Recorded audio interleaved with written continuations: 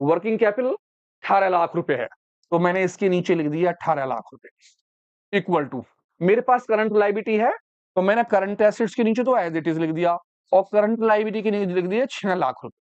अब मैं निकाल सकता हूं current assets equal to 18 lakh में से मैंने क्या कर दिया, प्लस कर दिए 6 लाख रुपए।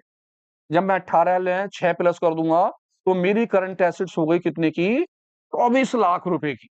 इस तरह से मेरे पास करंट एसेट्स आ जाएंगी 24 लाख रुपए की।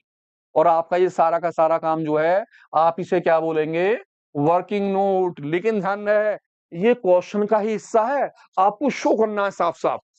सभी जीरो से सब जीरो काट दीजिए। अब आपके पास बचा 24/6। भैया 6 से काट दें, 6 से कितनी बार गया, 4 बार। तो आपका जो रेशो निकला वो निकला 4:1। यह आपका हो गया आंसर। कैसा लगा? उम्मीद है आप कहेंगे जवाब ही नहीं है। तो अगले क्वेश्चन पे आ रहे हैं, फिर देखिए ध्यान से, जुड़े रहिए, बहुत आराम आराम से क्वेश्चन करते रहिए, बहुत इजी क्वेश्चन है। एक क्वेश्चन निकालते रहिए, प्रैक्टिस करते रहिए, यूं ही क्वेश्चन हो जाएंगे। क्या कहता है, कहता करंट एसेट्स है 7,50,000 की, वर्किंग कैपिटल 2,50,000। अब आप कैसे निकालेंगे? आप कहेंगे भैया तो बहुत आसान है। किस तरह से आसान है? सबसे पहले तो आप यहाँ लिखेंगे क्या चीज, करंट रेशो। आप कहेंगे करंट रेशो का मतलब current assets upon current liability, पक्का। अब आप कहेंगे भैया हमारे पास क्या दे रखा है, करंट एसेट्स। तो आप करंट एसेट्स की वैल्यू भर देंगे यहाँ पर, क्या 7,50,000 रुपए उठा कर रख देंगे। अब करंट लायबिलिटी, आप कहेंगे जी वर्किंग कैपिटल तो दे रखी है, तो करंट एसेट से क्या कर लेंगे, करंट लायबिलिटी माइनस, यही तो कहेंगे। तो फिर कहने की क्या जरूरत है, बाबा खुद करो। अरे भैया करंट एसेट दे रखी है, वर्किंग कैपिटल दे रखा है, करंट लायबिलिटी निकाल लो, करंट एसेट्स ये आ गई, काट डाल।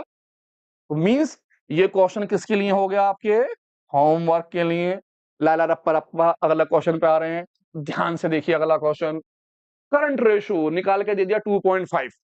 जब 2.5 का मतलब है 2.5:1। वर्किंग कैपिटल है 1,50,000 की, कैलकुलेट कीजिए क्या चीज, अमाउंट ऑफ करंट एसिड्स।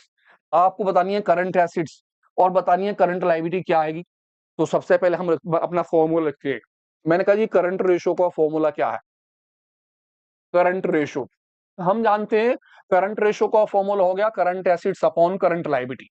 अब क्योंकि उसने रेशो दे दिया 2.5, तो मैंने कहा जी 2.5 जब रेशो दिया है तो 2.5 ऊपर का रहा होगा और 1 रहा होगा नीचे का, क्योंकि 1 के इंस्टीट्यूट में निकालते हैं। इस तरह से करंट एसेट्स ऊपर वाली है और करंट लायबिलिटी क्या होगी, नीचे वाली। तो मैं ये मानूंगा करंट लायबिलिटी ये है और करंट एसेट्स कौन सी, ये वाली। क्योंकि जितनी भी हम रेशो निकालते हैं उसमें ऊपर वाली एसेट्स होती है, नीचे वाली लायबिलिटी होती है।